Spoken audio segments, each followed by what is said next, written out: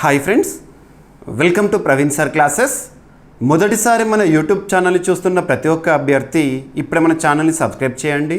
ఈ వీడియో కనుక నచ్చినట్లయితే లైక్ చేయండి. మీ ఫ్రెండ్స్ అందరికీ పోటీ పరీక్షలకు ప్రిపేర్ అవుతున్న ప్రతి ఒక్క ఆస్పిరెంట్కి ఈ వీడియో లింక్ని షేర్ చేయండి. ఇక ఈరోజు మే 13, 2025 వార్తలు నిలిచిన జాతీయ, అంతర్జాతీయ, రాష్ట్రీయాంశాల గురించి, వార్తలు నిలిచిన వ్యక్తులు, అవార్డులు, పుస్తకాలు, మరి క్రీడా సంబంధిత సమాచారం, ఒక్కొక్క అంశాన్ని వివరంగా తెలుసుకుందాం. అంతకంటే ముందుగా నిన్నటి డైలీ కరెంట్ అఫైర్స్ వీడియోలో ఇచ్చిన ప్రశ్నకి వివరణతో కూడిన సమాధానాన్ని చూద్దాము. ప్రశ్న వచ్చేసి రక్షణ రంగానికి సంబంధించి ఇటీవల తరచూ వార్తలు నిలుస్తున్న S-400 మిసైల్ సిస్టమ్కి సంబంధించి. సో ప్రశ్నని చూడండి. S-400 మిసైల్ సిస్టమ్కి సంబంధించి భారత్ ఏ దేశంతో ఒప్పందం చేసుకోవడం జరిగింది? ఏ సంవత్సరంలో ఈ ఒప్పందం, ఈ డీల్ అనేది జరిగింది? ఒప్పందం యొక్క విలువ ఎంత? ఇక్కడ అబ్జర్వ్ చేస్తే ముఖ్యంగా అభ్యర్థులు గుర్తుపెట్టుకోండి, రానున్న ఏ పోటీ పరీక్ష అయినా, ఏ స్థాయి పోటీ పరీక్ష అయినా రక్షణ రంగానికి సంబంధించి వేటిపైన మనం తప్పనిసరిగా కాన్సన్ట్రేట్ చేయాల్సి ఉంటుందంటే, ఒకటి విన్యాసాలు, వార్తలు నిలుస్తున్న విన్యాసాలు, ఎక్సర్సైజెస్ ఇన్ న్యూస్ అని చెప్పేసి మనం తరచూ చూస్తూ ఉంటాము. నెక్స్ట్ వచ్చేసి మన రక్షణ రంగ అవసరాలు తీర్చుకోవడంలో భాగంగా భారతదేశం ఏ దేశం నుండి రక్షణ రంగ ఉత్పత్తులను దిగుమతి చేసుకుంటుంది, వేటిని దిగుమతి చేసుకుంటుంది, ఏ ఆయుధాలను దిగుమతి చేసుకుంటుంది. నెక్స్ట్ అంతర్జాతీయ స్థాయిలో రక్షణ రంగానికి సంబంధించి విడుదలవుతున్న నివేదికలు, important reports related to defence. ఇక్కడ అబ్జర్వ్ చేస్తే SIPRI, Stockholm international peace research institute వారు విడుదల చేసే నివేదికలపైనే కానివ్వండి, లేదా గ్లోబల్ ఫైర్ పవర్ ఇండెక్స్కి సంబంధించి కానివ్వండి. ఎట్ ద సేమ్ టైం ఇటీవల కాలంలో మన భారతదేశంలో పూర్తి స్వదేశీ పరిజ్ఞానంతో ఇండిజినస్గా తయారవుతున్న ఆయుధ సంపత్తికి సంబంధించి. ఎట్ ద సేమ్ టైం ఇటీవల కాలంలో డిఫెన్స్ అక్విజిషన్ కౌన్సిల్ వేటికి ఆమోదముద్ర వేసింది. ఎట్ ద సేమ్ టైం ఇటీవల కాలంలో భారతదేశానికి సంబంధించి రక్షణ రంగం విషయంలో ఏ ఒప్పందాలు జరుగుతున్నాయి, ఏ సంస్థలతో ఒప్పందాలు జరుగుతున్నాయి, డిఆర్డిఓ రిలేటెడ్గా కానివ్వండి, బెల్కి సంబంధించి కానివ్వండి, ఇలాంటివి. ఓకేనా? సో ఇక్కడ అబ్జర్వ్ చేస్తే S-400 మిసైల్ సిస్టమ్ రీసెంట్గా మనం చూస్తున్నాము. ముఖ్యంగా పహల్గామ్ దాడి తర్వాత, పహల్గామ్ ఏప్రిల్ 22, 2025 గుర్తుపెట్టుకోండి.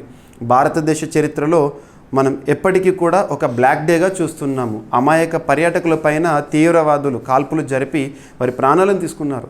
ఇక్కడ అబ్జర్వ్ చేస్తే దానికి ప్రతిగా భారత ప్రభుత్వం తీసుకున్న చర్య ఆపరేషన్ సింధూర్.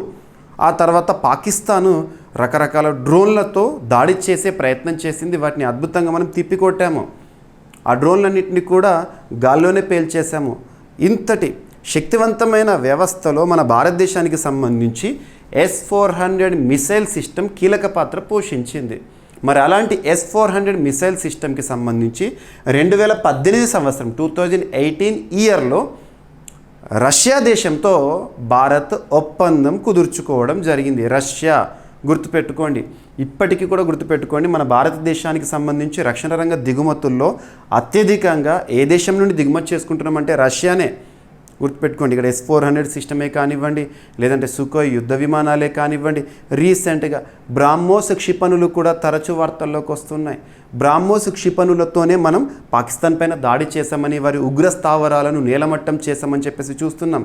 మనకు last 2 days back Yogi Adityanath గారు కూడా, ఉత్తరప్రదేశ్ రాష్ట్ర ముఖ్యమంత్రి గారు ఒక స్టేట్మెంట్ ఇచ్చారు. బ్రాహ్మోస్ క్షిపణికి సంబంధించి ఇది ఎంత శక్తివంతమో తెలుసుకోవాలంటే పాకిస్తాన్ని అడగండి అని చెప్పేసి విలేకరుల సమావేశంలో కూడా చెప్పడం జరిగింది. సో ఇలాంటివి చూడండి. సో ఇక్కడ అబ్జర్వ్ చేస్తే రష్యాతో ఒప్పందం కుదుర్చుకోవడం జరిగింది 2018 ఇయర్లో. ఇక్కడ అబ్జర్వ్ చేస్తే ఈ ఒప్పందం యొక్క విలువ $5.43 బిలియన్. సో గుర్తుంచుకోండి. అండ్ ఎన్నింటి కోసం ఈ ఒప్పందం అంటే 2018లో మనం 5 S-400 మిసైల్ సిస్టమ్స్ కొనుగోలుకు సంబంధించి రష్యాతో ఒప్పందం కుదుర్చుకున్నాము. అందులో ఇప్పటికే మన భారతదేశానికి 3 వచ్చినాయి. నెక్స్ట్ ఇయర్ ఇంకొక 2 రావాల్సి ఉంది, గుర్తుపెట్టుకోండి. And at the same time ఇలాంటివి మనం రీసెంట్గా INS విక్రాంతికి సంబంధించి కానివ్వండి, ఏవైతే వార్తలు చూస్తున్నామో వాటన్నిటిని కూడా ప్రత్యేకంగా చూడండి. ఓకేనా? సో S-400 మిసైల్ సిస్టమ్కి సంబంధించిన ఒక ఒప్పందము. ఓకేనా? భారత్ రష్యా మధ్య కుదిరింది 2018 సంవత్సరంలో 5కి సంబంధించి. అండ్ వీటిని ఎవరు తయారు చేస్తున్నారు, ఈ S-400 మిసైల్ సిస్టమ్ని ఎవరు తయారు చేస్తారు, సంస్థ పేరు కూడా మనం చూడాల్సి ఉంటుంది. అల్మాజ్ డిఫెన్స్ బ్యూరో వారు అల్మాజ్ అనే ఒక సంస్థ, అల్మాజ్ అనే పేరు గుర్తుంచుకోండి. అల్మాజ్ డిఫెన్స్ బ్యూరో, వీరు రష్యాకి సంబంధించిన డిఫెన్స్ మ్యానుఫ్యాక్చరింగ్ కంపెనీ. రష్యాకి సంబంధించిన ఒక సంస్థ, అల్మాజ్ సంస్థ తయారు చేస్తుంది ఈ S-400 మిసైల్ సిస్టమ్స్ని. ఎగ్జామినేషన్ పాయింట్ ఆఫ్ వ్యూలో ఇంపార్టెంట్ ఇవి. ఉదాహరణకి మనకి ఇటీవల కాలంలో రఫేల్ యుద్ధ విమానాలు కూడా తరచూ వార్తల్లోకి వస్తున్నాయి. రఫేల్ యుద్ధ విమానాలకు సంబంధించి మన భారతదేశం ఏ దేశంతో ఒప్పందం కుదుర్చుకుంది అంటే ఫ్రాన్స్తో. అక్కడ ఫ్రాన్స్లో దసో ఏవియేషన్ అనే ఒక సంస్థ ఉంటుంది. ఆ సంస్థ వారు తయారు చేస్తున్నారు ఆ యుద్ధ విమానాలని. రీసెంట్గా ఏప్రిల్ లాస్ట్లో కూడా రఫేల్ మెరైన్ జెట్స్కి సంబంధించిన ఒప్పందాన్ని భారత్ ఫ్రాన్స్తో కుదుర్చుకుంది. ఇలాంటివి ఇంపార్టెంట్ కాబట్టి ఈ కంటెక్స్ట్లో అడిగాను. ఫైన్. అండ్ ఈరోజు ప్రశ్న వీడియో చివరిలో ఉంటుంది. ప్రతి ఒక్కరు కూడా సమాధానాన్ని ఇచ్చే ప్రయత్నం చేయండి. రేపటి క్లాస్లో ఈరోజు ఇచ్చే ప్రశ్నకి సంబంధించి ఎక్స్ప్లెనేషన్ అనేది ఉంటుంది. ఇక ఈరోజు ఫస్ట్ టాపిక్ వచ్చేసి ఒక కంట్రీ న్యూస్లోకి వచ్చింది. బుర్కినా ఫాసో లేదా బర్కినా ఫాసో అన్న కూడా ఒకటే. ఆఫ్రికా ఖండంలోని ఒక దేశం, ఆఫ్రికా ఖండంలో వెస్టర్న్ సైడ్ ఉంటుంది. ఓకేనా, పశ్చిమ ఆఫ్రికా ప్రాంతంలోని ఒక దేశం బుర్కినా ఫాసో. దీనికి సంబంధించి మానవ హక్కుల ఉల్లంఘన, రైట్స్ వయలేషన్ అనే టాపిక్లో భాగంగా మనం ఇక్కడ డిస్కస్ చేస్తున్నాము. ప్రపంచ ప్రఖ్యాత సంస్థ, ముఖ్యంగా ప్రపంచవ్యాప్తంగా ప్రజలకి సంబంధించి లేదా పౌరులకి సంబంధించి హక్కులు కాలరాస్తున్న సంస్థలేంటి, ఏ దేశంలో హక్కుల ఉల్లంఘన జరుగుతుంది అని అధ్యయనం చేసే ఒక సంస్థ రీసెంట్గా వెలువరించిన నివేదిక ఏం చెప్తుంది అంటే, బుర్కినా ఫాసోలో చాలామంది హక్కుల ఉల్లంఘన జరిగింది, ప్రాణాలు కోల్పోయారు ప్రభుత్వం జరిపిన దాడిలో అని చెప్పేసి ఒక రిపోర్ట్ వార్తలకు వచ్చింది. ఇక్కడ చూడండి, బుర్కినా ఫాసో ఆఫ్రికా ఖండంలో వెస్టర్న్ సైడ్ ఉంటుంది. సో బుర్కినా ఫాసోలో ప్రభుత్వ బలగాల కాల్పుల వల్ల నరమేధమే జరిగింది, హక్కుల ఉల్లంఘన జరిగింది, ప్రాణాలు కోల్పోయారు జనాలు అని చెప్పేసి ఎవరిచ్చారు నివేదిక? హ్యూమన్ రైట్స్ వాచ్ అనే ఒక సంస్థ. హ్యూమన్ రైట్స్ వాచ్ అమెరికాకి సంబంధించిన ఒక సంస్థ, హక్కులపై అధ్యయనం చేసే సంస్థ. ఇక్కడ నరమేధం జరిగిందంటే ప్రాణాలు తీసుకున్నారు, అమాయక ప్రాణాలను బలి చేసుకున్నారు. ఇక్కడ ఎవరు తీసుకున్నారంట? బుర్కినా ఫాసోలో ప్రభుత్వము. సో బుర్కినా ఫాసో వార్తల్లోకి వచ్చింది కాబట్టి రాజధాని పేరేంటి అని కూడా అడగవచ్చు. ఔగాడౌగు అనేది ఏ దేశ రాజధాని? వార్తల్లోకి వచ్చింది కాబట్టి ఇంపార్టెంట్. 100 మంది పౌరులను ప్రభుత్వ బలగాలు కాల్చి చంపినట్లు హ్యూమన్ రైట్స్ వాచ్ అనే ఒక సంస్థ నివేదికను వెల్లడించింది. ఈ ఘటన సొలెన్జో పట్టణం సమీపంలో చోటు చేసుకున్నట్లు సమాచారం అంట. ఓకేనా, సో ఇక్కడ ఏ పట్టణం అంట? సొలెన్జో. బలిగొన్నవారు ముఖ్యంగా పులనీ జాతికి చెందినవారంట. పులనీ జాతి. సో ఇటీవల వార్తల్లోకి వచ్చిన పులనీ జాతి ఏ దేశానికి సంబంధించిందంటే బుర్కినా ఫాసోకి సంబంధించి. ఈ ఘటనపై సామాజిక మాధ్యమాల్లో వీడియోలు, బాధితుల వాంగ్మూలాల ద్వారా స్పష్టత వచ్చినట్లు ఈ సంస్థ హ్యూమన్ రైట్స్ వాచ్ అనే సంస్థ నివేదికని వెలువరించడం జరిగింది. ఓకేనా, అక్కడ ప్రభుత్వ బలగాలే ప్రజల ప్రాణాలను తీసుకోవడం జరిగిందంట. ఓకేనా, అక్కడ ప్రజలు ఎవరు ఉంటారు? ముఖ్యంగా ముస్లింలు, పులని అండ్ మొస్సీ వర్గాల ఆధిపత్యం అనేది ఎక్కువగా ఉంటుంది. పులని అనేవారు ఎవరంటే పశువుల కాపరులుగా ఆ దేశంలో పేరుగాంచిన వారు, నొమాడిక్ జాతి. ఓకేనా, హ్యూమన్ రైట్స్ వాచ్ అనే సంస్థ న్యూయార్క్ చెందిన ఒక అంతర్జాతీయ మానవ హక్కుల సంస్థ. ఓకేనా, గుర్తుపెట్టుకోండి. ఇలాంటివి ఇటీవల కాలంలో చాలా దేశాల్లో మనం చూస్తున్నాం. సిరియాలో అంతర్యుద్ధం అని చెప్పేసేసి ఇటువంటివి చూడండి. ఓకేనా, ముఖ్యంగా ఆఫ్ఘనిస్తాన్ కూడా మానవ హక్కుల ఉల్లంఘనతోనే తరచూ వార్తల్లోకి వస్తుంది. 2021 సంవత్సరంలో తాలిబాన్ల హస్తగతమైన ఆఫ్ఘనిస్తాన్లో కూడా చాలా వరకు హక్కుల ఉల్లంఘన జరుగుతుంది. అందులో ముఖ్యంగా మహిళా హక్కుల ఉల్లంఘన జరుగుతుంది. ఈరోజు ఆఫ్ఘనిస్తాన్ ఒక వింత అంశంతో వార్తల్లోకి వచ్చింది. వింత అంశం అంటే ఏంటంటే ఒక క్రీడను నిషేధిస్తూ వార్తల్లోకి వచ్చింది ఆఫ్ఘనిస్తాన్ రాజధాని వచ్చేసి కాబుల్. 2021 సంవత్సరంలో 2021 ఇయర్లో ఆఫ్ఘనిస్తాన్లో ప్రభుత్వాన్ని హస్తగతం చేసుకున్నవారు తాలిబాన్ల హస్తగతమైన ఆఫ్ఘనిస్తాన్ అని చెప్పేసి మనం 2021లోనే చూసాము. ఆ సమయంలో ఆఫ్ఘనిస్తాన్లో చిక్కుకుపోయిన భారతీయులను మన భారతదేశానికి తిరిగి తీసుకురావడానికి భారత ప్రభుత్వం ఒక ఆపరేషన్ని ప్రారంభించింది. ఆ ఆపరేషన్ పేరేంటి అంటారు? దేవి శక్తి. ఇటీవల కాలంలో వార్తల్లోకి వచ్చిన ఆపరేషన్స్ అన్నీ చూడండి.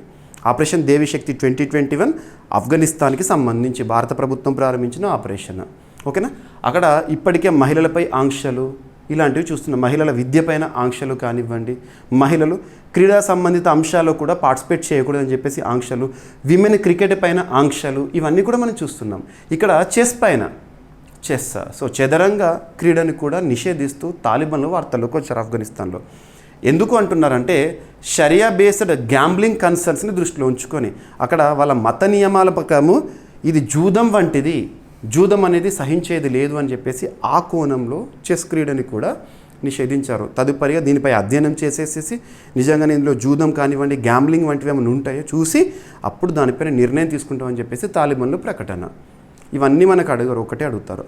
ఇటీవల ఈ క్రింది వాటిలో ఏ దేశంలో చెస్ క్రీడ పైన నిషేధం అనేది వార్తల్లోకి వచ్చింది? ఆఫ్ఘనిస్తాన్. సో ఆఫ్ఘనిస్తాన్ అనేది ఈ ప్రాంతంలో ఉంటుంది చూడండి, Afghanistan. Yes, so Afghanistan. And at the same time రాజధాని వచ్చేసి కాబుల్. ఓకేనా? So important. So Afghanistan Taliban ప్రభుత్వం చదరంగం ఆడడంపై నిషేధం విధించింది. ఇక చెస్కి సంబంధించి అంతర్జాతీయ స్థాయిలో చెస్ క్రీడను నిర్వహించేది, నియంత్రించేది ఫిడే, ఫెడరేషన్ ఇంటర్నేషనల్ డెస్ ఈ చెస్, లసానే, స్విట్జర్లాండ్ కేంద్రంగా పనిచేస్తుంది. ఆఫ్ఘనిస్తాన్ తాలి ప్రభుత్వం నిషేధించింది. ఈ నిర్ణయాన్ని ఆఫ్ఘన్ క్రీడా మంత్రిత్వ శాఖ వారు రీసెంట్గా ప్రకటించారు. చెస్ను జూదానికి మూలంగా భావిస్తూ ఇస్లామిక చట్టాలకు అనుగుణంగా ఉందో లేదో విచారించే వరకు నిషేధం అమలు ఉంటుందట.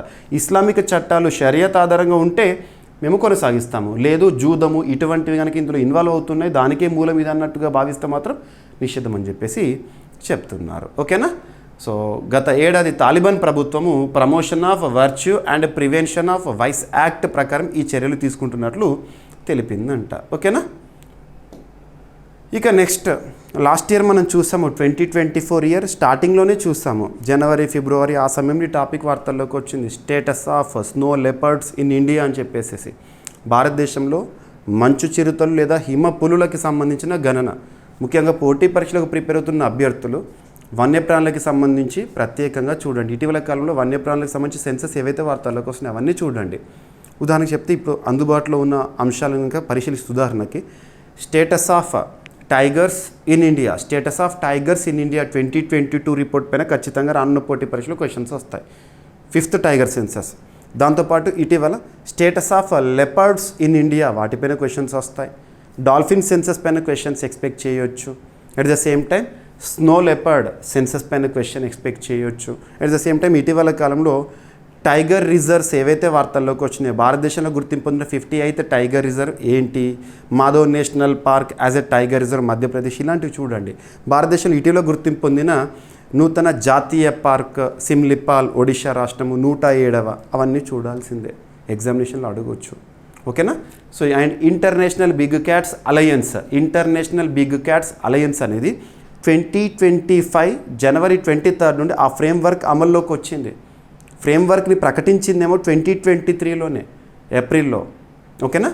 సో ప్రపంచంలో అత్యధిక మంచు చిరుతలు ఉన్న లేదా వాటి సాంద్రత ఎక్కువగా ఉన్న ప్రాంతం ఏదట అంటే మన లడఖ్ అంట. సాంద్రత డెన్సిటీ అంటే ఒక ప్రాంతంలో నివసించే జనసమూహాన్ని మనము డెన్సిటీగా చూస్తూ ఉంటాము, లేదంటే ఒక చదరపు కిలోమీటర్లో నివసించేవి అనుకోవచ్చు. అలా హిమపులులు లేదా స్నో లెపర్డ్స్ లేదా మంచు చిరుతలు అత్యధికంగా కనుగొనబడే సాంద్రత ఎక్కువగా ఉండే ప్రాంతం అనేది మన లడఖ్లో ఉందంట. గుర్తుంచుకో, లడఖ్ అంట ప్రపంచంలోనే అత్యధికంగా మంచు చిరుతలు నివసించే ప్రాంతం డెన్సిటీ పరంగా ఏదంటే లడఖ్. ఓకేనా? సో ఇది.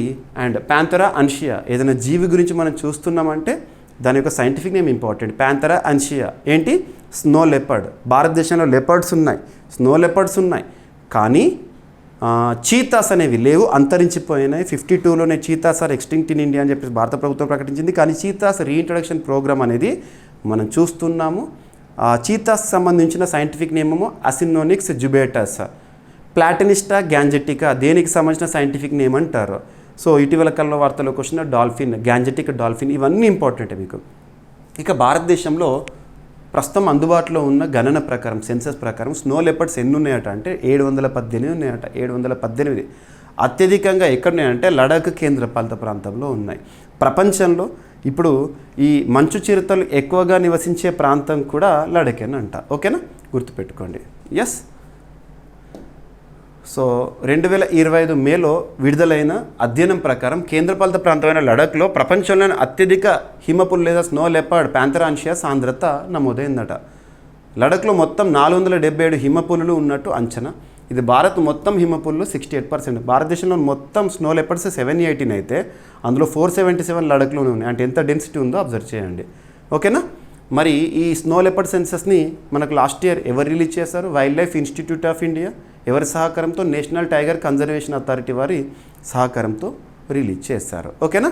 రీసెంట్గా ఏ జర్నల్లో ప్రకటించారనంటే PLOS ONE అనే ఒక జర్నల్లో, ఇంటర్నేషనల్ జర్నల్లో భారతదేశం గురించి, ముఖ్యంగా లడఖ్ గురించి ప్రత్యేకతను డెన్సిటీ విషయంలో ప్రకటించారంట. ఓకేనా. స్నో లెపర్డ్, ఎస్, భారతదేశంలో స్నో లెపర్డ్స్ ఎక్కువగా లడఖ్, హిమాచల్ ప్రదేశ్, ఉత్తరాఖండ్, సిక్కిం, అరుణాచల్ ప్రదేశ్ స్నో ఉండే ప్రాంతాలు, సింపుల్గా స్నో ఫాలింగ్ ఏరియాస్. ఓకేనా. Wild life institute of India అనేది హెడ్ క్వార్టర్ ఎక్కడంటే డెహ్రాడూన్. ఓకేనా. NTCA, national tiger conservation authority 2005 act. ఓకేనా. అండ్ సరిపోతుంది. ఇక తపతీ బేసిన్ మెగా రీఛార్జ్ ప్రాజెక్ట్కి సంబంధించి ఇటీవల ఏ రాష్ట్రాల మధ్య ఒప్పందం కుదిరింది అంటారు? మధ్యప్రదేశ్, మహారాష్ట్ర. 2 రాష్ట్రాల మధ్య కుదిరిన ఒప్పందం ఏ నది విషయంలో? తపతీ నది విషయంలో. తప్తి లేదా తపతి. మనకు భారతదేశంలో నదీ వ్యవస్థ, డ్రైనేజ్ సిస్టమ్ లేదా రివర్ సిస్టమ్ గురించి మీరు జాగ్రఫీ పాయింట్ ఆఫ్ వ్యూలో నేర్చుకుని ఉంటారు. నదులు సాధారణంగా మనకు అన్నీ కూడా ఈస్టర్న్ ఫ్లోయింగ్ రివర్సే. అన్నీ కూడా ఈస్టర్న్ ఫ్లోయింగ్ రివర్స్ బంగాళాఖాతం, బే ఆఫ్ బెంగాల్లో కలుస్తాయి. సర్వనదులు సముద్రంలో కలవాల్సిందే. ఇక్కడ కొన్ని రివర్స్ మాత్రం ప్రత్యేకము. కొన్ని నదులు కామన్గా రిఫ్ట్ వ్యాలీస్ నుండి ప్రవహించేటివి కానివ్వండి, అలాంటివి ఏవైతే ఉంటాయో మనకు వెస్టర్న్ ఫ్లోయింగ్ రివర్స్ ఉంటాయి. అవన్నీ కూడా అరేబియన్ సీలో కలుస్తాయి. అలా వెస్టర్న్ ఫ్లోయింగ్ రివర్స్ని కనుక అర్థం చేసుకోవాలనుకుంటే, అబ్జర్వ్ చేయాలనుకుంటే ఏవి ఇంపార్టెంట్ అంటే నర్మదా, రిఫ్ట్ వ్యాలీ నుండి ప్రవహిస్తూ ఉంటుంది. నర్మదా అనగా మన మధ్యప్రదేశ్ గుర్తొస్తుంది. నెక్స్ట్ తపతి, నెక్స్ట్ వచ్చేసేసి మాహి, నెక్స్ట్ వచ్చేసి సబర్మతి, నెక్స్ట్ వచ్చేసి లూని. లూని అంటే ఇన్లాండ్ రివర్గా చెప్పొచ్చు మనం. ఇన్లాండ్ రివర్ అంటే ఏంటంటే రాజస్థాన్లోనే పుడుతుంది, రాజస్థాన్లోనే అంతమవుతుంది. కాబట్టి ఆ నది విషయంలో ఎవరికి సమస్య ఉండదు. రాజస్థాన్లోనే అంతర్భాగం అది. అరేబియన్ సీలో కలవదు అది. ఓకేనా. సో ఇక్కడ అబ్జర్వ్ చేస్తే ఈ వెస్టర్న్ ఫ్లోయింగ్ రివర్స్ని గుర్తుపెట్టుకోండి. అందులో ఎక్కువగా మీకు నర్మదా, తపతి గురించే గుర్తుపెట్టుకోండి చాలామంది. ఇవన్నీ కూడా గుర్తుపెట్టుకోండి. ఇక ఇక్కడ చూడండి, తపతీ నది ఉంది కదా. ఈ తపతీ నది విషయంలో 2 రాష్ట్రాల మధ్య ఒప్పందం అనేది రీసెంట్గా వార్తల్లోకి వచ్చింది. ఒకటి మధ్యప్రదేశ్, ఒకటి మహారాష్ట్ర. ముఖ్యంగా కరువు ప్రాంతాలకి నీటిని అందించడానికి ఉద్దేశించబడిన ఒప్పందం. కరువు ప్రాంతాలు, మహారాష్ట్రలోని కరువు ప్రాంతాలు ఉదాహరణ తీసుకుంటే మనకి మహారాష్ట్రలో నార్థన్ సైడ్ ఉండే ప్రాంతాలు అండ్ మధ్యప్రదేశ్లో సదర్న్ సైడ్ ఉండే ప్రాంతాలకి నీటిని అందించడానికి ఒప్పందము. సో ఇలా అంతర్రాష్ట్ర అంటే 2 రాష్ట్రాలు, అంతర్రాష్ట్ర, ఇంటర్ స్టేట్ కదా. సో 2 రాష్ట్రాలకి సంబంధించిన ఒక ఒప్పందం కాబట్టి దీని విషయంలో ఫ్యూచర్లో ఒక ట్రిబ్యునల్ కూడా ఏర్పాటవుతుంది. ట్రిబ్యునల్స్ ఏర్పాటు గురించి దేశంలోనే అత్యున్నత చట్టమైన రాజ్యాంగంలో ఏ ఆర్టికల్లో ఉంటుంది? ఆర్టికల్ 262లో ఉంటుంది. ఆర్టికల్ 262లో ఉంటుంది. ఇంకా అంతర్రాష్ట్ర నదీ జలాల వివాద పరిష్కార చట్టం 1956 ఇలాంటివన్నీ లింక్ చేసుకోవాలి. ఏదైనా టాపిక్ వచ్చిందంటే ఇక్కడ మధ్యప్రదేశ్లో బీజేపీ అధికారంలో ఉంది, మహారాష్ట్రలో బీజేపీ అధికారంలో ఉంది. మధ్యప్రదేశ్ ముఖ్యమంత్రి మోహన్ యాదవ్ గారు అండ్ మహారాష్ట్ర ముఖ్యమంత్రి వచ్చేసి దేవేంద్ర ఫడ్నవీస్ గారు. సో ఒప్పందం అనేది వార్తలోకి వచ్చింది. భారతదేశంలో ఇంకొకటి ఏంటంటే river linking is different. River linking అంటే ఏంటంటే మనకు భారతదేశంలో కెన్ బెత్వా నదుల అనుసంధానము అటువంటిది. సో అక్కడ అబ్జర్వ్ చేస్తే అది భారతదేశంలోనే మొట్టమొదటి జాతీయ నదుల అనుసంధాన ప్రాజెక్ట్. అది కెన్ బెత్వా అనేదేమో మనకి మధ్యప్రదేశ్, ఉత్తరప్రదేశ్కి సంబంధించిన ఒప్పందము. ఓకేనా. ఇక్కడ తపతి విషయంలోనేమో మధ్యప్రదేశ్, మహారాష్ట్రకి సంబంధించి. ఓకేనా. ఈ ప్రాజెక్ట్ ద్వారా దక్షిణ మధ్యప్రదేశ్ మరియు మహారాష్ట్రకి సంబంధించి ఉత్తర మహారాష్ట్ర, విదర్భ మరియు నీటి కొరత ఉన్న ప్రాంతాలకు నీటిని అందించడము లక్ష్యం అంట. మొత్తం 31.13 టీఎంసీ నీటి వినియోగాన్ని ఉద్దేశించగా అందులో మహారాష్ట్రకు 19.36 టీఎంసీ, మధ్యప్రదేశ్కు 11.76 టీఎంసీ కేటాయింపు అనేది ఉంటుందంట. సో ఇక్కడ 19,244 కోట్ల రూపాయల అంచనా వ్యయంతో ఈ ప్రాజెక్టును జాతీయ ప్రాజెక్టుగా గుర్తించి 90% కేంద్ర సహాయం పొందేలా చర్యలు తీసుకుంటున్నారంట. గుర్తుపెట్టుకోండి. ఓకేనా. వెరీ ఇంపార్టెంట్, ఎగ్జామినేషన్లో అడగవచ్చు. ఇప్పటి వరకు ఇలాంటి అంతర్రాష్ట్ర నీటి ప్రాజెక్ట్కి ఇప్పుడు ఒప్పందం అనేది ఏమి ఉన్నాయంటే కృష్ణా వాటర్కి సంబంధించి కానివ్వండి, కావేరీ జలాలకు సంబంధించి కానివ్వండి ఉన్నాయి. ఓకేనా.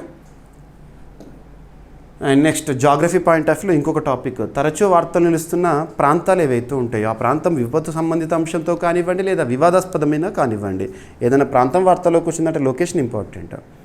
ఇక్కడ ఒక అగ్నిపర్వతం తరచూ బద్దలవుతూ చుట్టుపక్కల ప్రాంతాలకి సమస్యాత్మకంగా మారి వార్తల్లోకి వచ్చింది. ఆ అగ్నిపర్వతం పేరేంటంటే కాన్లవాన్.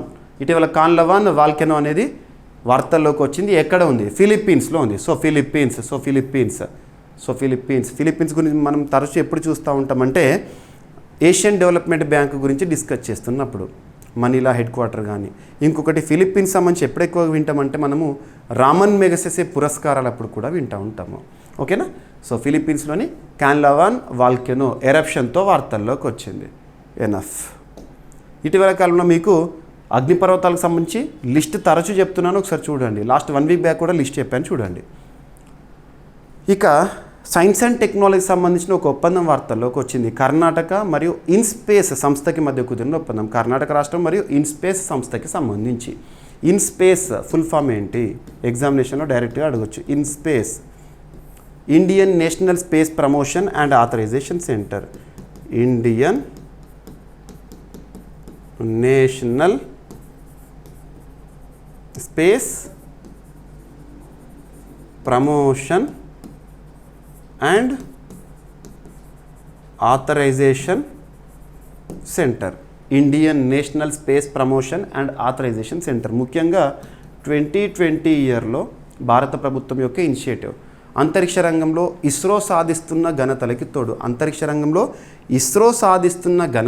తోడు ప్రైవేట్ స్టార్టప్లకి ప్రోత్సాహం ఇవ్వడానికి ఇన్స్పేస్ అనేది అమల్లోకి తీసుకురావడం జరిగింది. మరి ఇన్స్పేస్ యొక్క లక్ష్యాలు నెరవేరుతున్నాయంటే అవును.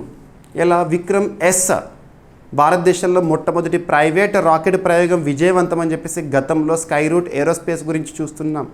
అగ్నికుల్ స్పేస్ స్టార్టప్ గురించి చూస్తున్నాము. అలా తరచూ మనము స్పేస్ స్టార్టప్స్, ప్రైవేట్ సంస్థలు అంతరిక్ష రంగంలో ప్రోత్సాహం గురించి వింటూనే ఉన్నాం.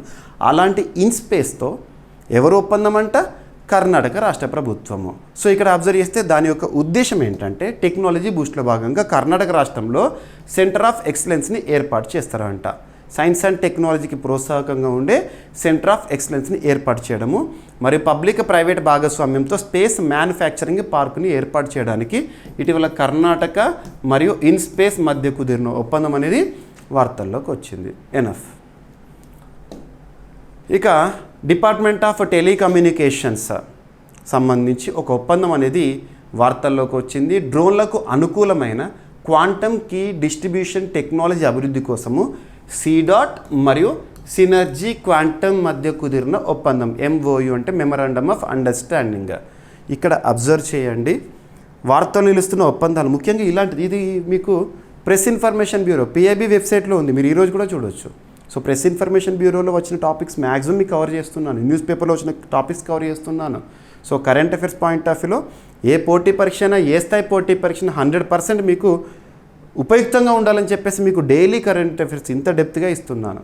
అండ్ అభ్యర్థులకు మరింత బెనిఫిట్ చేయడానికి మనం డైలీ కరెంట్ అఫైర్స్లో చెప్తున్న టాపిక్స్ ఏవైతుంటే వాటికి సంబంధించి PDF కంప్లీట్ నేను ఇక్కడ చెప్తున్న ప్రతి ఒక్క పాయింట్ కూడా PDF రూపంలో కూడా ఇస్తున్నాను. So GVK study circle app ఇప్పటి వరకు ఇన్స్టాల్ చేసుకొని వారు ఎవరైనా ఉంటే ఇన్స్టాల్ చేసుకోండి. యాప్ లింక్ వచ్చేసేసి కామెంట్ బాక్స్లో ఫస్ట్ కామెంట్లో పిన్ చేస్తాను. సో మీరు ఆ లింక్ని క్లిక్ చేసి యాప్ని ఇన్స్టాల్ చేసుకోండి. మీకు అందులో చాలా కోర్సెస్ ఉన్నాయి. మీకు ఇక్కడ డైలీ C అనే ఒక కోర్స్ ఉంటుంది. అందులో నేను ఇక్కడ డైలీ క్లాస్ చెప్తున్నవి అవుతుంటే వాటికి సంబంధించిన PDFs అనేవి అందుబాటులో ఉంటాయి. శాంపుల్ PDFsని కూడా మీరు చూడవచ్చు. ఓకేనా? అండ్ ఇంకొకటి ఏంటంటే రానున్న DSC ఎగ్జామినేషన్ కానివ్వండి, APPC మెయిన్స్కి సంబంధించి కానిస్టేబుల్ ఉంది కదా, దానికి సంబంధించి కానివ్వండి, మీకు మనం ఇస్తున్న కోర్సెస్ ఏవైతే ఉంటాయో మ్యాక్సిమం యూస్ఫుల్గా ఉంటాయి. ఓకేనా? సో ఇక్కడ ఒప్పందం వచ్చేసేసి దేనికోసం ఏదైనా ఒప్పందం వార్తలోకి వచ్చిందంటే ఎవరి మధ్య ఒప్పందం కుదిరింది, ఎందుకోసం ఆ ఒప్పందం. ఎనఫ్. ఓకేనా? So drones, unmanned air vehicles అంటాము. The dependence on drones is increasing now days. మానవుడు మానవరహిత విమానాలపైన ఆధారపడుతున్నాడు. దానికి సంబంధించి డ్రోన్లకు అనుకూలమైన క్వాంటమ్ కీ డిస్ట్రిబ్యూషన్ టెక్నాలజీ అభివృద్ధి కోసం ఇటీవల సిడాట్ ఎవరితో ఒప్పందం కుదుర్చుకుంది అంటే సినర్జీ క్వాంటమ్తో ఒప్పందం కుదుర్చుకుంది. ఓకేనా? CDOT centre for development of telematics మరియు సినర్జీ క్వాంటమ్ ఇండియా మధ్య సహకార ఒప్పందం అనేది వార్తల్లోకి వచ్చింది. ఈ ఒప్పందం ద్వారా డ్రోన్ ఆధారిత టెక్నాలజీ అభివృద్ధికి సంయుక్తంగా పనిచేయనున్నారు. ఓకేనా? గుర్తుంచుకోండి, సరిపోతుంది.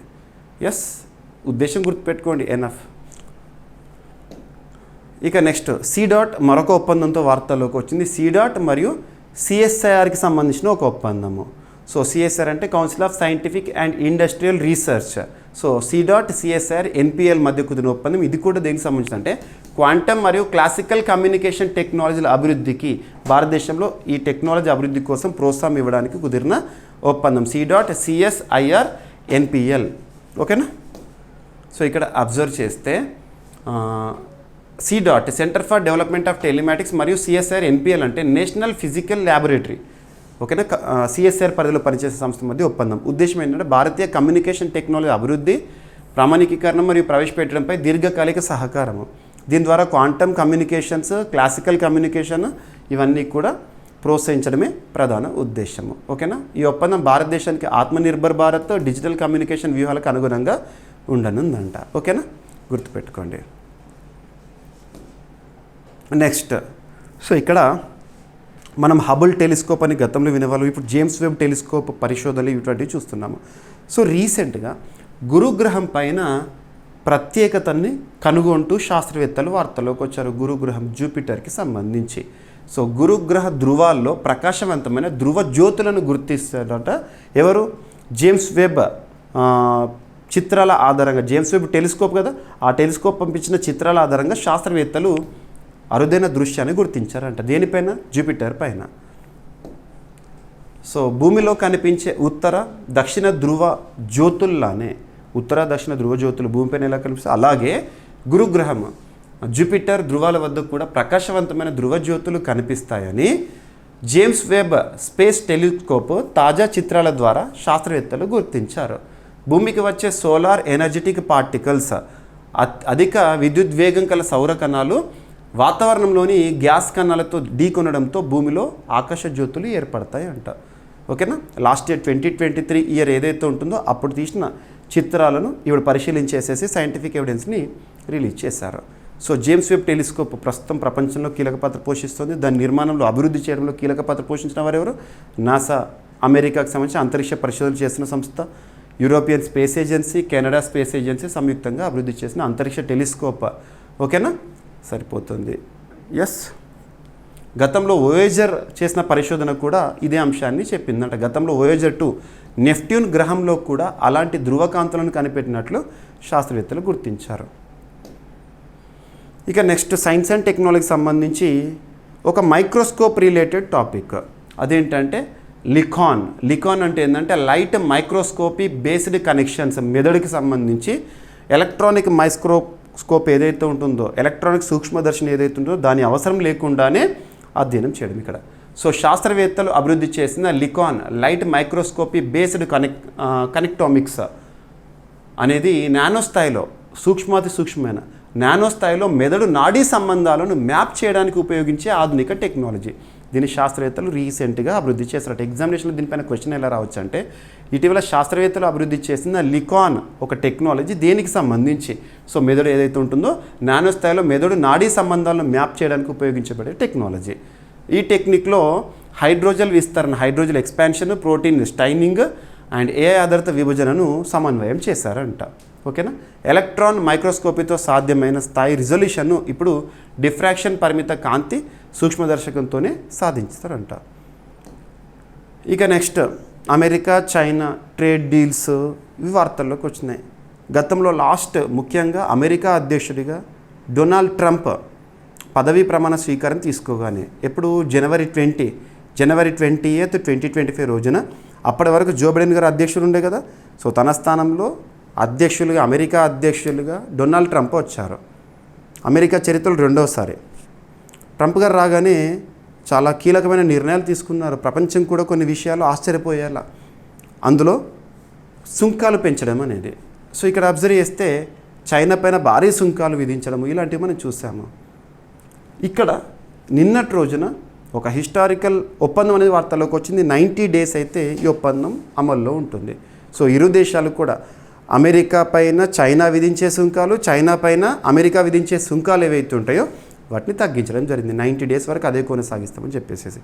వాస్తవానికి ఇప్పుడు మనము నిన్న నైట్ చూసాం, మనం జాతిని ఉద్దేశించి భారత ప్రధాని గారు ప్రసంగం ఇచ్చారు. అంతకంటే ముందు అమెరికా అధ్యక్షుడు ఒక స్టేట్మెంట్ ఇచ్చాడు, 2 అణుదేశాల మధ్య యుద్ధాన్ని నేను ఆపగలిగాను అని చెప్పేసి. అలాంటి స్టేట్మెంట్స్ కన్సిడర్ చేయకూడదు మనం. ఎందుకంటే మన భారతదేశానికి సంబంధించి మన భారతదేశం తీసుకునే నిర్ణయాలు మన భారతదేశానికి అంతిమము. మన ప్రభుత్వం ఎలాంటి నిర్ణయం తీసుకున్నా కూడా పౌరులుగా మనం సమర్థించాల్సిందే. ఇక్కడ అబ్జర్వ్ చేస్తే అమెరికా ఏం చెప్పారు స్టేట్మెంట్, ట్రంప్ ఏం చెప్పాడు, సో 2 అణ్వాయుధ దేశాల మధ్య యుద్ధాన్ని ఆపగలిగాను, నేను ఇరు దేశాలను కూడా నేను ఒక వార్నింగ్ ఇచ్చానని చెప్పాడు. ఏంటంట, ఎవరైతే యుద్ధానికి ఉత్సాహం చూపిస్తారో వాళ్ళతో అమెరికా వాణిజ్య ఒప్పందాలన్నింటినీ కూడా తెగదింపులు చేసుకుంటుంది అని ఇలాంటి స్టేట్మెంట్స్ ఇచ్చారు. సో అవి మనం పట్టించుకోకూడదు. మన భారత నాయకులు ఎవరైతే ఉంటారో, మన జాతీయ నాయకత్వం ఏదైతే ఉందో వాళ్ళు చెప్పినా మనం చూడాలి అఫీషియల్ ఇన్ఫర్మేషన్ అనేది. ఓకేనా. సో ఇక్కడ historic US China trade deal అనేది వార్తలోకి వచ్చింది. అమెరికా చైనాకి సంబంధించి అమెరికా చైనా మధ్య వాణిజ్య ఒప్పందం అనేది కుదిరింది. 2 పరస్పర దిగుమతులపై విధించిన ఎగువ సుంకాలను తాత్కాలికంగా తగ్గించేందుకు అంగీకరించాయి.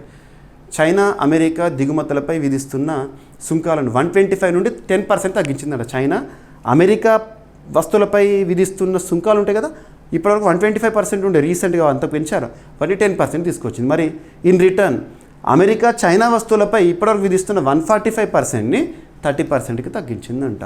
ఈ తగ్గింపులు 90 డేస్ మాత్రమే అమల్లో ఉంటాయంట, గుర్తుపెట్టుకోండి. వరల్డ్ ట్రేడ్ ఆర్గనైజేషన్ వాణిజ్య వివాదాల్లో మధ్యవర్తిగా వ్యవహరించే అంతర్జాతీయ సంస్థ. ఓకేనా, గుర్తుపెట్టుకోండి. ఓకేనా. ఒక విషయం మాత్రము వాస్తవం, చాలామంది యుద్ధం చేయాలనుకో, కానీ ఒక్కటి, యుద్ధ పరిస్థితులే వస్తే దేశ ఆర్థిక వ్యవస్థ అనేది చాలా వెనుకబడి కూడా పోతుంది. మన సమస్యకు పరిష్కారాన్ని మన తెలివితో సాధించగలగాలి. ఇప్పుడు మనకు కావాల్సింది ఒకటే, తీవ్రవాదం అంతమవ్వాలి. సెకండ్ వచ్చేసేసి పీఓకే, పాక్ ఆక్యుపైడ్ కాశ్మీర్ అనేది మనకు రావాలి. దానికోసం యుద్ధమే చేయాల్సిన అవసరం లేదు. ఇక్కడ యుద్ధం చేయకున్నా కూడా దౌత్యపరమైన తెలివితేటలు మనం ప్రదర్శిస్తూ ప్రపంచ దేశాల్లో పాకిస్తాన్ని లేదా పాకిస్తాన్ చేస్తున్న తీవ్రవాద చర్యలు ఏవైతే వాటిని ఎండగట్టామనుకోండి, ఆటోమేటిక్గా మనం మన విధానంలో వాటిని పొందవచ్చు. సో దానికి టైం టేకింగ్ అనేది ఉంటుందేమో. ఇక్కడ గుర్తుంచుకోండి, గెలుపు అంటే శత్రువుని చంపడం మాత్రమే కాదు, ఓడించడం అంతే. ఓకేనా. సో ఇలాంటిది మనకి ఇక్కడ చూడాలి. ఎస్. సో నివేశక్ శివిర్ కార్యక్రమం అనేది వార్తల్లోకి వచ్చింది. మదుపరుల బకాయిల సాధనకు సహాయం అనేది ఇక్కడ. సో ఒక అవేర్నెస్, ముఖ్యంగా అన్క్లెయిమ్డ్ ఏవైతే ఉంటే వాటికి సంబంధించి. సో ఇక్కడ చూడండి, సో నివేశక్ శివిర్ ఒక జాతీయ స్థాయి మదుపరుల అవగాహన సహాయ కార్యక్రమం అనేది రీసెంట్గా ప్రారంభమైంది. దీని ద్వారా అన్క్లెయిమ్డ్ డివిడెండ్స్ ఏవైతే ఉంటాయో, షేర్స్ ఏవైతే ఉంటాయో వాటిని తిరిగి పొందడంలో సహాయం కోసం ఉద్దేశించబడిన ఒక అవగాహన కార్యక్రమం. ఇందులో ఎవరు కీలక పాత్ర పోషించారంటే సెబీ మరియు IEPFA investor education and protection fund authority. ఓకేనా. సో గుర్తుపెట్టుకోండి, సరిపోతుంది. నెక్స్ట్, రీసెంట్గా మినిస్ట్రీ ఆఫ్ మైన్స్కి సంబంధించి ప్రస్తుతం మైన్స్ శాఖకి కేంద్ర మంత్రి ఎవరు విధులు నిర్వర్తిస్తున్నారు? కిషన్ రెడ్డి గారు. సో తను లాంచ్ చేసిన ఒక పోర్టల్ తన మంత్రిత్వ శాఖకి సంబంధించి, అదేంటంటే launch of non ferrous metal recycling website and stake holders portal. So ఇక్కడ అబ్జర్వ్ చేస్తే ఒక పోర్టల్, ఒక వెబ్సైట్ని లాంచ్ చేయడం జరిగింది. దేనికోసం ఉద్దేశించబడిందంటే నాన్ ఫెరస్ మెటల్ రీసైక్లింగ్ కోసం పోర్టల్ మరియు వెబ్సైట్ని లాంచ్ చేస్తూ కన్సర్న్ మినిస్టర్ ఎవరు? ప్రస్తుతం కిషన్ రెడ్డి గారు, తెలంగాణ రాష్ట్రానికి సంబంధించి జాతీయ నాయకులు, బీజేపీ నాయకులు.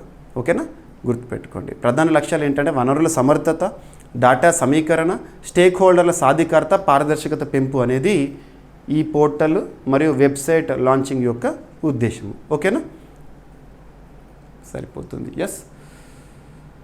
ఈ పోర్టల్ను జవహర్లాల్ నెహ్రూ అల్యూమినియం పరిశోధన అభివృద్ధి మరియు డిజైన్ సెంటర్ వారు రూపొందించడం జరిగింది. ఎస్, అది ఎక్కడ ఉంది అంటే నాగ్పూర్లో ఉంది కేంద్రంగా. ఇక క్రీడలకి సంబంధించి, సో టెస్ట్ క్రికెట్కి వీడ్కోలు పలుకుతూ విరాట్ కోహ్లీ అనౌన్స్ చేశారు. సో ఇక్కడ అబ్జర్వ్ చేస్తే ఇద్దరు అగ్ర క్రికెటర్లు, సో ఫేమస్ మనము రోకో అంటాము, Rohit Sharma, Virat Kohli. So last 2 days back మనము రోహిత్ శర్మ క్రికెట్కి వీడ్కోలు, ముఖ్యంగా దేనికి టెస్ట్ క్రికెట్కి వీడ్కోలు అన్నాము. ఇంతలోనే ఆ నిజాన్ని కోలుకునే లోపే మరొక దిగ్గజం విరాట్ కోహ్లీ కూడా క్రికెట్కి, ముఖ్యంగా టెస్ట్ క్రికెట్కి వీడుకోలు. లాస్ట్ ఇయర్ మనకు 2020 వరల్డ్ కప్ గెలవగానే ఇద్దరు కూడా ఆన్ ద సేమ్ డే ఇక T20కి వీడుకోలు అన్నారు. ఈ ఇయర్ టెస్ట్కి వీడుకోలు అని చెప్పారు. కానీ వన్డేలో మాత్రం కంటిన్యూ అవుతారు, ఐపీఎల్లో మాత్రం కంటిన్యూ అవుతారు. వన్డే వరల్డ్ కప్ అనేది 2027లో జరగబోతోంది. అందులో సన్నాహాల్లో భాగంగానే ఈ నిర్ణయం అనేది తీసుకోవడం జరిగిందని చెప్పేసి క్రికెట్ విశ్లేషకులు భావిస్తున్నారు. సో ఇక్కడ చూడండి, test cricket's shining jewel Virat Kohli తను కెప్టెన్గా కూడా తనకంటూ ఒక రికార్డుని సృష్టించాడు. 68 మ్యాచుల్లో టెస్ట్ మ్యాచుల్లో కెప్టెన్సీ వహించాడు. అందులో 40 విజయాలు, 11 డ్రాస్ అయినాయి, 17 లాసెస్. ఇక్కడ అబ్జర్వ్ చేస్తే ప్రపంచంలో మోస్ట్ సక్సెస్ఫుల్ టెస్ట్ క్యాప్టెన్స్లో గ్రేమ్ స్మిత్ 53 విన్నింగ్స్తో టాప్లో ఉన్నాడు. తర్వాత రిక్కీ పాంటింగ్ 48 విక్టరీస్, తర్వాత స్టీవా 41, తర్వాత విరాట్ కోహ్లీ టెస్ట్ క్యాప్టెన్గా తన రికార్డు. ప్రతి ఒక్కరికి కూడా విరాట్ కోహ్లీ అంటే ఒక బ్యాట్స్మెన్గా చూస్తారు, కానీ తన క్యాప్టెన్సీ కూడా అద్భుతంగా ఉండే. ఆటపైన ఫోకస్ చేయడానికి తన క్యాప్టెన్సీని వీడుకోలు చేశారు. ఆ స్థానంలో రోహిత్ శర్మ క్యాప్టెన్గా వచ్చాడు. ఓకేనా? సో విరాట్ కోహ్లీ క్రికెట్ దిగ్గజము. ఇక్కడ తన క్యాప్టెన్సీలోనే టెస్టుల్లో టీమిండియా సుదీర్ఘకాలం టాప్ 1లో కూడా ఉండేది. ఓకేనా? సో టెస్ట్ క్రికెట్కి రిటైర్మెంట్ ఇస్తూ వార్తల్లోకి వచ్చాడు విరాట్ కోహ్లీ, ఢిల్లీ ఆటగాడు. ఎస్. ఇక నెక్స్ట్ వచ్చేసి 2027 ఫిఫా మహిళల ప్రపంచ కప్కు బ్రెజిల్ ఆతిథ్యం ఇవ్వబోతోందంట. FIFA federation international de football association Zurich head క్వార్టర్గా పనిచేస్తున్న FIFA federation international de football association. So ఇక్కడ ఫిఫా వారు కండక్ట్ చేసే ఫుట్బాల్ మహిళల ప్రపంచ కప్కి రానున్న 2027 ఇయర్లో జరగబోతుంది ప్రపంచ కప్. ఎవరు ఆతిథ్యం అంటే బ్రెజిల్. So confirmed. మనం లాస్ట్ ఇయర్ కూడా చూస్తాము, బ్రెజిల్లో నిర్వహించే అవకాశం ఉంది అన్నారు. సో నిన్నటి రోజున అఫీషియల్గా కన్ఫర్మేషన్ చేసింది ఫిఫా. ఓకేనా? So FIFA. సో బ్రెజిల్ అంటేనే మనకు గుర్తుపెట్టుకోండి, ఫుట్బాల్ అనగానే అర్జెంటీనా, బ్రెజిల్ ఈ 2 దేశాలు కూడా అగ్రదేశాలు ఫుట్బాల్ అనగానే. ఓకేనా? ఎస్. 2027 జూన్ 24 నుంచి జూలై 25 వరకు బ్రెజిల్లో జరగబోతోంది ఈ ప్రపంచ cup. Federation international the football association. Yes, మహిళల ఫుట్బాల్ ప్రపంచ కప్. ఇక వార్తల్లో వ్యక్తుల విషయానికి వస్తే సెకీకి నూతన చైర్పర్సన్గా వార్తల్లోకి వచ్చిన వ్యక్తి. అర్ధంతరంగా ఒక పర్సన్ని తొలగించడం జరిగింది. తన పేరేంటి, కొత్తగా వచ్చిన చైర్మన్ ఎవరో చూడండి. సో భారత సౌర విద్యుత్ సంస్థ అంటే solar energy corporation of India, ముఖ్యంగా రెన్యూవబుల్ ఎనర్జీకి సంబంధించి solar energy corporation of India ఈ సంస్థ 2011 సంవత్సరంలో ఏర్పాటైంది. ఈ సంస్థకి ప్రస్తుతం చైర్పర్సన్గా విధులు నిర్వర్తిస్తున్న ఐఏఎస్ అధికారి, మాజీ ఐఏఎస్ అధికారి ఎవరు అంటే రామేశ్వర్ ప్రసాద్ గుప్తాని కేంద్ర ప్రభుత్వం తొలగించింది. అర్ధంతరంగా తన టెన్యూర్ ఇంకొక 1 మంత్ ఉండగానే తొలగించింది. తన స్థానంలో ఎవరిని నియమించింది అంటే ప్రస్తుతం పునరుత్పాదక శాఖకి సంబంధించి కార్యదర్శిగా ఉన్న సంతోష్ కుమార్ సారంగ్ సెకీకి నూతన సిఎండిగా, చైర్మన్ అండ్ మేనేజింగ్ డైరెక్టర్గా అదనపు బాధ్యతలను ఇచ్చింది. ఎవరి స్థానంలో? సో మాజీ ఐఏఎస్ అధికారి రామేశ్వర్ ప్రసాద్ గారి స్థానంలో ఎవరు వచ్చారు? సంతోష్ కుమార్ గారు రావడం జరిగింది. ఎన్ఎఫ్. ఎస్.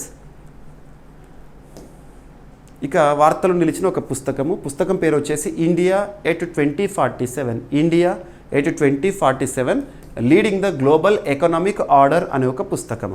ఏదైనా పుస్తకాల గురించి మనం డిస్కస్ చేస్తాం, ముఖ్యంగా కొన్ని topics, books and authors, days and themes, at the same time summits, themes, superlatives, ఇలాంటివి చూసినప్పుడు కొన్ని కీవర్డ్స్ ఇంగ్లీష్లోనే గుర్తుపెట్టుకోవాలి. బుక్స్ అండ్ ఆథర్స్ అయితే ఖచ్చితంగా బుక్ కవర్ పేజ్ని చూడాలి.